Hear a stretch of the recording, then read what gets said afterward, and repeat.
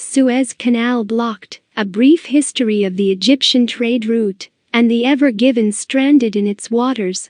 The grounding of the Golden-class container ship the Ever Given in the Suez Canal, causing the vessel to drift sideways and block both north and southbound freight traffic, has brought sudden international attention to the celebrated waterway connecting the Mediterranean with the Red Sea. The 120-mile man-made passage was originally constructed by the Suez Canal Company between 1859 and 1869, but the idea's origins go back as far as ancient Egypt. The goal the same then as it was for the Victorians, to open up global trade between the East and West. Pharaoh Senusret III is thought to have built a precursor connecting the Red Sea with the Nile River as long ago as 1850 BC, while the later Pharaoh Necho II, 610–595 BC, held similar ambitions that went unrealized until the Persian conqueror Darius,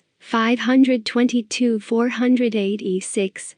BC, completed it and proclaimed, "When the canal had been dug as I ordered, ships went from Egypt through this canal to Persia, even as I intended." Herodotus reported that 120,000 men were killed in Necho's attempt, and that Darius's finished canal of the pharaohs between the Nile and the Great Bitter Lake was broad enough to allow two galleys to pass each other with their oars extended without colliding. It was restored by Ptolemy II Philadelphus in 270 or 269 BC, before the gradual receding of the Red Sea coupled with persistent accumulations of silt from the Nile meant its use fell away over the centuries. While Venetian traders revived the idea of carving out a passage to India in the early 16th century, Napoleon Bonaparte is credited with conceiving the first modern canal after his conquest of Egypt in 1798. But the French commander was incorrectly counseled by his cartographers and engineers that the Red Sea lay 30 feet higher than the Mediterranean, meaning the Nile Delta would be flooded should an artificial waterway be built, dissuading him from pursuing it. That error would be put right after a team of experts including Paul Adrien Berdalaue, Robert Stevenson and Alois Negrelli reviewed the matter in 1847, paving the way for French former diplomat Ferdinand de Lesseps to negotiate an agreement for the grand project with the Egyptian viceroy, forming the Suez Canal Company in 1854.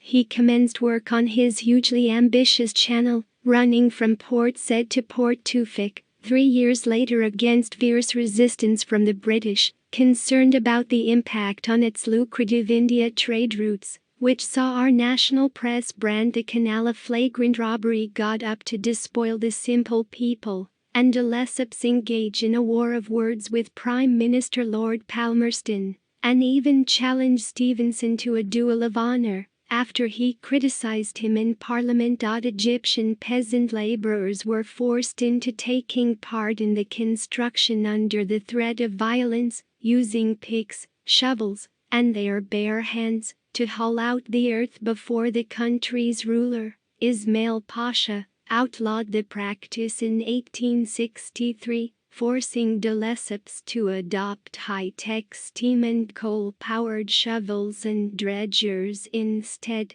75 million cubic meters of sand would ultimately be shifted over the decade of building work, 3/4 of which was moved by heavy machinery.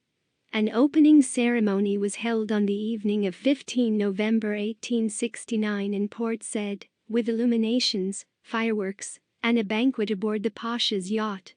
Emperor Franz Joseph I, France's Empress Eugenie, and the Crown Prince of Prussia were all in attendance. Interestingly, French sculptor Frédéric Auguste Bartholdi had approached de Lesseps that year with his idea of erecting a 90-foot-tall statue of a woman bearing a torch to serve as a lighthouse guiding ships into the canal at its mouth.